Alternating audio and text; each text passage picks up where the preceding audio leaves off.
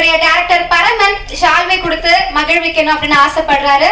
Sir actually இவங்களுக்குள்ள ஒரு மிகப்பெரிய பாண்ட் இருக்கு. என்னன்னா நலன் சாருடைய சிஷியன் தான் நம்ம டைரக்டர் பரமன் சார். அவங்க 2 பேரும் ஒன்னா ஒர்க் பண்ணிருக்காங்க. அவர் டைரக்டரா இருக்கும்போது இவர் அசோசியேட் டைரக்டரா இருந்திருக்காரு. என்ன ஒரு மிகப்பெரிய சந்தோஷம் அப்படின்னா எந்த குருவா இருந்தாலும் தன்னுடைய சிஷியன் வளர்ந்து உச்சத்துக்கு வரும்போது அதை பாக்குறதுக்கு ரொம்ப ஆசையா இருக்கும் இல்லையா? சோ அதை கண் கூட பார்த்து ரசிக்கிறதுக்காக தான் இன்னைக்கு வந்திருக்காரு அப்படின்னு நான் நம்புறேன். நன்றி சார் ரொம்ப வந்ததுக்கு. எஸ், அண்ட் இப்ப கார்த்தி அவர்களை வச்சு வா வாத்தியாரை வேற படம் இயக்கி கொண்டிருக்காரு. அதுவும் மிகப்பெரிய வெற்றி படமா அமையணும் அப்படின்னு வாழ்த்துக்கள் தெரிவிச்சுக்கிறேன்.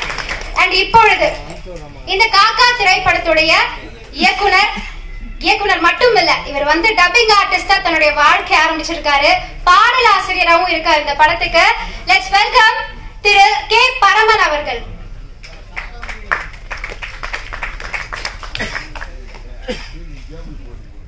எங்கள் அழைப்பை ஏற்று எங்களுக்கு அன்புக்காக வந்த உங்கள் அனைவருக்கும் பத்திரிகையாளர் நண்பர்களுக்கும் என்னை தெரியாம இருந்தாலும் நாங்கள் சொன்னதுக்காக எங்கள் அழைப்பை ஏற்று வந்த உங்கள் அனைவருக்கும் என்னுடைய அன்பான நன்றி. இந்த காக்கா போட இசை வெளியீட்டு விழாவுக்காக 20 வருஷ கனவுன்னு சொல்லலாம். இதே சாலிகிராமத்தில் மட்டுமே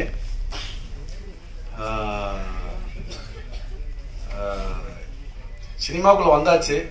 இப்ப எங்க போறது, யாரை பாக்குறது, எந்த இதுவுமே தெரியாம பிளைண்டா ஓடிட்டு இருக்கப்ப இங்க 2 பேரும் முக்கியமான ஆள் இருக்காங்க. இப்ப பேசினார் இல்லையா சீனு ராமசாமி சார், தென்மேற்கு பருவ காட்டுறதுக்கு ஒரு ஸ்டார் ஸ்டுடியோ ஓனர் குமார்னு ஒருத்தர் நீ ஹீரோவா கூட்டு போறாரு. அவர் ஆபீஸ் நெசப்பாக்கத்துல பார்த்துட்டு என்னடா இந்த ஊர்ரா அப்படின்றாரு. சார் நான் தேனிதான் சார் அப்படின்னேன். என்னடா பார்க்க ஸ்லாங்ல நல்லா பேசுற, பார்த்தா பெங்களூர்காரி மாதிரி இருக்கியாடா, கொஞ்சம் எனக்கு ஒரு ராவா வேணுமாடா. சரி ஒரு 20 நாள் தாடி முடியலாம் வள பாப்பா, ஒரு 20 நாள் கழிச்சு வா அப்படின்னு அனுப்பி விட்டாரு. அதுக்கப்புறம் தான் ஒரு 25 நாள் கழிச்சு எனக்கு இன்னொரு தகவல் வருது. Cameraman Aruldoss sir Vijay Sethupathi sir கூட்டு போய் அறிமுகப்படுத்தி வச்சு அங்கிருந்து அவங்க ப்ராஜெக்ட் ஆரம்பிக்கிறாங்க. நான் வந்ததை நடிக்கிறதுக்காக தான் வந்தேன் சென்னைக்கு. நலன் சார் நாங்களாம் ஏதோ ஒரு வகையில் இப்படி எப்படி சந்திச்சோம். நலன் சார் தான் வாங்க நம்ம ஒர்க் பண்ணுவோம் அப்படி ஒர்க் பண்ணுவோம் நாளைய இருந்து ஆரம்பிச்சோம். உண்மையாவே இங்க நிக்கிறதுக்கு முழு முதல் காரணம் நலன் சார் மட்டுமே. ஏன்னா நான் வந்தது வேற ஒரு ஸ்டோரி. லைட்டா டேர்ன் பண்ணி விட்டு இந்த ரூட்ல போன அப்படி ஒரு அவர் கூட ஒர்க் பண்ண அப்புறம் நடிக்கிறது மீது ஆர்வம் போயிடுச்சு. அவர் நாளை இயக்குனர் படம் அதெல்லாம் பண்றப்ப கூட அவர்கிட்ட சார் நான் நடிக்கிறத வந்தேன்னு சொல்லிக்கிற மாட்டேன், ஏன்னா அப்புறம் எங்க வந்துன்றதுன்னு சொல்லி பயந்துக்கிட்டு. ஸோ அதுல இருந்து தொடர்ந்து இப்போ வரைக்கும் நாங்கள் தொடர்புல இருக்கோம். அவரோட ஒர்க் பண்ணுவேன். ரொம்ப மகிழ்ச்சி சார் வந்ததுக்கு. ஏன்னா அதுதான் எனக்கு பெரிய கிட்ட சார் வந்தது. அப்புறம் நிறைய பேர் காக்கானா என்னங்க இந்த காக்கா டைட்டில் வச்சிருக்கீங்க, இது முழுக்க முழு நீள நகைச்சுவை, ஆரம்பத்துல இருந்து எண்டு வரைக்குமே நகைச்சுவை மையமா வச்சு எடுக்கப்பட்ட படம் தான். என்ன காக்கா, காக்கா நம்ம சின்ன வயசுல கேள்விப்பட்டதெல்லாம் வடைய தூக்குற காக்கா, காக்கானா வடைய தூக்கும். இந்த காக்கா எல்லாமே பாருங்க, எல்லா ஆளை பார்த்தாலே தெரியும், எல்லாமே பொண்ணுங்களை தூக்குற காக்கா. அது எப்படிலாம் தூக்குறாங்க, யாருனால யாரு வந்தாங்க, எப்படி லவ் பண்ணி கடைசியா ஓகே பண்ணாங்கன்ற மாதிரி முழுக்க சென்ட்ராயனுக்கு அப்புக்குட்டி அண்ணன் நண்பராகவும் எனக்கு முனிஸ்காந்த் நண்பராகவும் அந்த மாதிரி அப்புக்குட்டி அண்ணன் கேட்டேன், அண்ணன் என்னண்ணே சென்ட்ராயனுக்கு நண்பர், ஏடே தம்பி நான் என்னடா நீ எப்படி வாடா நடிப்புடா அப்படின்னு சொல்லி அண்ணன் உள்ள வந்தாரு. ரொம்ப மகிழ்ச்சி. இதுல முக்கியமான விஷயம் என்னன்னா, இன்னைக்கு ஒரு படம் பண்றதுக்கும் ஒரு தயாரிப்பாளரை பார்க்கறதுக்கும் ஒரு ஹீரோவை பார்க்கறதுக்கும் இப்ப எப்படி நம்ம டெல்லியில இருக்க சென்னையில இருந்து ஒரு டெல்லியை போய் பார்க்கறதுக்கு ஒரு சாமானியனுக்கு எவ்வளவு கஷ்டமோ அவ்வளவு இடைவெளி ஹீரோவுக்கும் புதுசா ட்ரை பண்ற இயக்குநர்களுக்கும் முயற்சி பண்றவங்களுக்கும் அவ்வளவு இடைவெளி இருக்கு. ஒரு தயாரிப்பாளரை பார்க்கறதுக்கும் அது சாத்தியம் இருக்கானா இன்னைக்கு சூழ்நிலைக்கு சாத்தியமே இல்லை. நாங்களும் 2015-16 இருந்து ஓடித்தான் பார்க்கறோம், வாய்ப்பே இல்லை. அப்ப எப்படித்தான் அந்த படம் எடுத்தோம், யாராவது கேட்டீங்களா? இந்த படத்தோட தயாரிப்பாளர் எங்க? யாருமே இல்லையே. இருக்காரு என்னுடைய நண்பர். சாதாரண நான் ஒரு டிவி சேனல்ல நடிச்சுக்கிட்டு இருக்கப்ப எனக்கு ரசிகரா அதுல இருந்து இங்க தொடர்ந்து என் கூட பேசி டெய்லி 1/2 மணி நேரம் பேசி நான் எத்தனையோ கம்பெனி ஹீரோ எல்லாம் அப்ரோச் பண்ணி டயர்ட் ஆகி போய் லாக்டவுனுக்கு அப்புறமா என்ன செய்யலாம், அடுத்த கட்டம் என்ன, வீட்டுல எல்லாமே மனசு விட்டாங்க.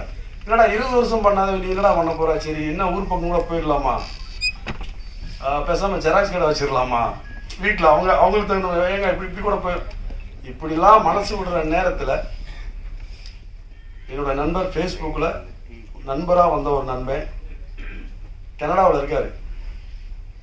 அவரை நான் பார்த்தது இல்லை, அவருக்கு என்ன பார்த்தது இல்லை.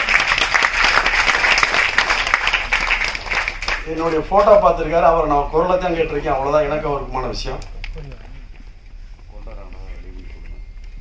என்ன பண்ணலாம், அப்பதான் இந்த மாதிரி பிரதர் எங்கெங்கயோ ட்ரை பண்ணி பார்த்து ரொம்ப எட்டாக்கு அணியா இருக்கு, வீட்டுல எல்லாம் மனசு விடுறாங்க, சொந்த ஊர்ல இப்ப அடையாளம் தெரியாம போயிடுச்சு, 20 வருஷம் அந்த ஊரை விட்டு வந்து, இப்ப நான் ஏதாவது ஒன்று பண்ணாம போனா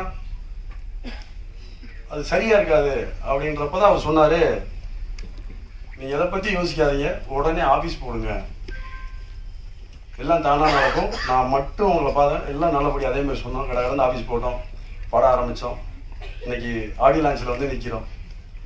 காதல் கோட்டை படத்தை விட நம்மளுக்கு தெரிஞ்சதெல்லாம் காதல் கோட்டை தான் இல்லையா, இது நட்பு கோட்டை மாதிரி.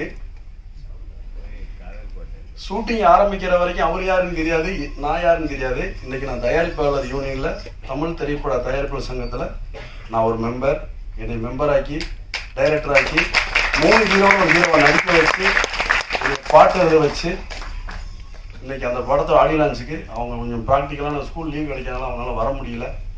அவங்க இப்ப கனடாவில் இருக்காங்க. அந்த நண்பனுக்கு நான் நன்றி சொல்றதை விட, எங்களுக்கு போலதான் நீங்க அங்க இருக்கீங்கல்ல, நல்லபடியா நடத்துங்க, நான் ஒரு வாரத்தில் வந்து சேர்ந்துடுறோம். ஷூட்டிங் ஆரம்பிச்சு 10 நாள் கழிச்சு தான் வந்து அவங்க ஃபேமிலியோட வந்து எங்க கூட இருந்து இந்த படம் ஷூட்டிங் எல்லாம் முடிச்சு மறுபடியும் கிளம்பி அவங்க நாட்டுக்கு போனாங்க, குழந்தைகளாம் கூப்பிட்டு வந்துருந்தாங்க. 10 நாள் கழிச்சுதான் வந்து சொல்றாரு, நீங்க தானே அந்த படமே, ரொம்ப மகிழ்ச்சி. அவங்க ஊர்ல இருந்து கிளம்புறப்ப சொல்லியிருக்காங்க, சினிமானா அவங்க முன்னப்ப மாத்தி பேசுவாங்க, தப்பான கணக்கு காட்டுவாங்க, இருக்க தொழிலை விட்டு வேற தொழிலுக்கு போயிடாதீங்க, தேவையில்லாத வேலை அப்படின்னு எத்தனையோ ஒரு பயமுறுத்திருக்காங்க. இப்ப வரைக்கும் அவர் வச்ச நம்பிக்கை 100%, 1000% நேர்மையாகவும் உண்மையாகவும் வெளிப்படைத்தன்மையோட 100% ஒவ்வொரு நொடியும் நான் வாழ்ந்துட்டு இருக்கேன். இப்ப என்ன விட அவரு சினிமா மேல ஆர்வம் வந்து அடுத்த படம் எப்ப எடுப்போம், எப்ப அறிவிப்பு விடுவோம்ன்ற ரொம்ப எதிர்பார்ப்போட இருக்கும். கூடிய விரைவில் அடுத்த அப்டேட் வரும். ரொம்ப மகிழ்ச்சியான தருணம். நான் அந்த சாலி கிராமத்துல ஒவ்வொரு 20 வருஷமா எத்தனை இடுப்பு தண்ணியை பார்த்திருக்கேன். பல துயரங்கள் துன்பங்கள் வழக்கமா சினிமா, அதுவும் சினிமா தெரியாத ஊருக்குள்ள வந்து சினிமாக்குள்ள ஒரு மேக்கப் மேனை பார்த்தா கூட சினிமா ஆஃபீஸ் போனா இவரு தான் டைரக்டரா இருப்போம். அப்புறம் அவரு நம்ம ஸ்கூட்டி ஸ்பால் மேக்கப் போட்டுட்டு இருப்பாரு. இவனை அங்க பார்த்து நம்ம அந்த ப்ரொடியூசர்ல நினைச்சோம், டைரக்டர்ல நினைச்சோம். அப்படிலாம் கடந்து வந்து அதுக்கு நான் அந்த சினிமா தெரிஞ்சுக்க காலகட்டங்கள் வர ஜனவரி வந்தா 20 வருஷம் நான் சென்னை வந்து இதே சாலி கிராமத்துல மட்டும்தான் முடியிருக்கேன். ஆதார் அட்டையை சாலி கிராமத்துல தான் இருக்கு. ஆபீஸ் எங்கெங்கயோ காமிச்சாங்க, எனக்கு சாலி கிராமத்துலதான் எனக்கு ஆபீஸ் வேணும்னு வலுக்கட்டாயமா சொல்லி விஜய் வீட்டுக்கிட்ட தான் என்னுடைய ஆபீஸ். வேற எங்கேயா ஆடி லான்ச் பண்ணலாமா டேட்டு கிடைக்கல. எனக்கு 20 நாள் ஆனாலும் பரவாயில்ல, இதே சாலி கிராமத்துல பிரசத்துல தான் நான் ஆடி லான்ச் பண்ணுவேன். ஏன்னா நான் தெருவா நடக்காத இடமும் இல்லை தெருவும் இல்லை. அப்புறம் நலன் சார் நாங்களா எல்லாம் சேர்த்து எங்கேயும் பேச்சில் ரொம்ப சாப்பிட்டு நாளே ஃபுல்லாக அந்த ஏரியாலாம் ஷூட் பண்ணோம். ரொம்ப மகிழ்ச்சி. அப்புறம் நண்பர்கள் எல்லாமே என்னுடைய நண்பர்கள் தான். சென்ட்ராயனா இருக்கட்டும், கிங்கங்கண்ணனா இருக்கட்டும், குறிப்பா என்னுடைய இசையமைப்பாளர் யாருன்னா நான் அவரும் ஒரு 18 வருஷத்துக்கு முதல் நாங்கள் சந்திச்ச நண்பைங்க. அப்போ ஒரே ஒரு வார்த்தை சொன்னேன், நான் என்னைக்கு படம் பண்ணாலும் நீ தான் மியூசிக் டைரக்டர் மட்டும் சொல்லிட்டு அன்னைக்கு இருந்து தொடர்புல தான் இருக்கோம். டெய்லியும் மீட் பண்ணிக்கிறோம். ஃபேமிலி ஃப்ரெண்ட் ஆகிட்டாரு.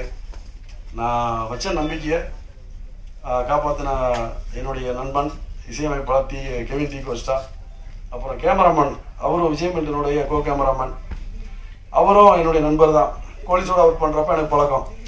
அப்போ ஒரு வார்த்தை சொல்லிட்டு வந்தேன், நான் படம் பண்ணுறப்ப நீங்கள் தான் கேமராமேனாக இருப்பீங்க. இப்படி எல்லாம் நண்பர்கள் வட்டம் தான், எல்லாருமே நண்பர்கள் தான். அவர் இனிகோ ப்ரோவரம் நம்மளுக்கு நண்பர் தான். அதனால் நாங்கள் அடிக்கடி பேசிக்கக்கூடிய நண்பர்கள். அப்புறம் எங்கள் ஹீரோயின் அவங்கள நான் பார்த்ததே இல்லை, ஃபோட்டோவை தான் பார்த்தேன். வேற எதுவுமே இல்லை, ஆப்ஷனே பேசல. சரிம்மா நீ தான் படத்துல ஹீரோயினி அப்படின்னு அவங்களும் வந்தாங்க, நல்லபடியாக நடிச்சு கொடுத்தாங்க. அது ரொம்ப மகிழ்ச்சி. அப்புறம் டெக்னீஷியன் எடிட்டர் சில பேர் வர முடியாத சூழ்நிலை இல்லை. ஒரு முயற்சி பண்ணியிருக்கோம். இன்னைக்கு ஒரு படத்தை எடுக்கிறது எவ்வளோ கஷ்டம். ப்ரொடியூசர் ஹீரோவை தாண்டி படத்தை எடுத்து அதை அடுத்த சந்தைப்படுத்துதல்னு ஒரு விஷயம் வரும்போது செவ்வாய்க்கிரகத்துக்கும் பூமிக்கு இருக்க பிரச்சனை இருக்கு. அதை கொண்டு போய் சேர்க்கறதுக்கு ஒரு நல்ல ஒரு மனிதர் வந்து எங்ககிட்ட ஒரு பல கத்திய அதாவது பல பேரை சந்திச்சு தான் கடைசியா அஜய் ஃபிலிம் ஃபேக்டரி சின்ன சார் தான் ஃபைனலா அவர் கூட டைப் பண்ணி படத்தை தமிழ் ஃபுல்லாக ரிலீஸ் பண்ணலாம் நான் இருக்கேன். ஒவ்வொரு நிமிஷமும் ஒவ்வொரு நாளும் எனக்கு ஃபோன் பண்ணி இது அடுத்த கட்டம் என்னென்ன செய்யணும், அடுத்து என்ன பண்ணணும் ஒரு ப்ரொடியூசர் செய்ய வேண்டிய வேலையை பூரா இன்னைக்கு அவர் கூட இருந்து பார்த்து எங்களுக்கு முன்னோக்கி வழிநடத்தி போயிட்டு இருக்காரு. ரொம்ப நன்றி ஜின்னா சாருக்கு.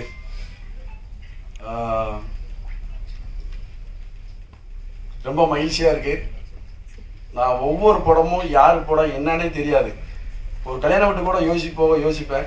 ஆனால் அந்த சாலி கிராமத்தில் பிரசாத் லேபில் ஆடியோ லான்ச்சுன்னா ஒன்று கேமராமேன் அசிஸ்டண்டோ நடிச்சவங்களை யாராவது ஒருத்தர் ஃபோன் பண்ணானே நான் நடிச்சிருக்கேன் நீங்களும் வந்துருக்கேன் வருவேன். அப்புறம் 3வது ரோல உட்காருவேன். எந்த படம் வந்தாலும் ஆடியோ லான்ச் உட்காந்து பார்த்துட்டு தான் போவேன். அன்னைக்கு நம்ம இன்னைக்கு இங்கே போகிறோம் ஒவ்வொரு கேள்வியோட சோகத்தோட வெளியில போவேன். இன்னைக்கு அது நிறைவேறி இருக்கு.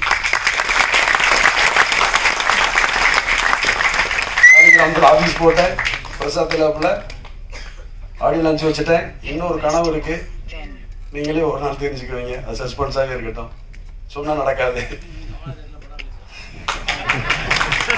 அப்படியே ஆகட்டும். நன்றி சார். ஓகே, எனவே எங்களுடைய அன்பை ஏற்று பல சிரமங்களை தாண்டி வந்த உங்கள் அனைவருக்கும் நன்றி. எங்கள் படத்தில் நடித்த அனைவருக்கும் ஒவ்வொரு பேத்தரா சொல்லி அதை பண்ணுறோம், டைம் ஆகும், எல்லாம் வெயிட் பண்ணிட்டு இருக்காங்க. உங்கள் அனைவருக்கும் என்னுடைய 2 கரங்கள் கூப்பி நன்றி சொல்லி விடைபெறுகிறேன். நன்றி.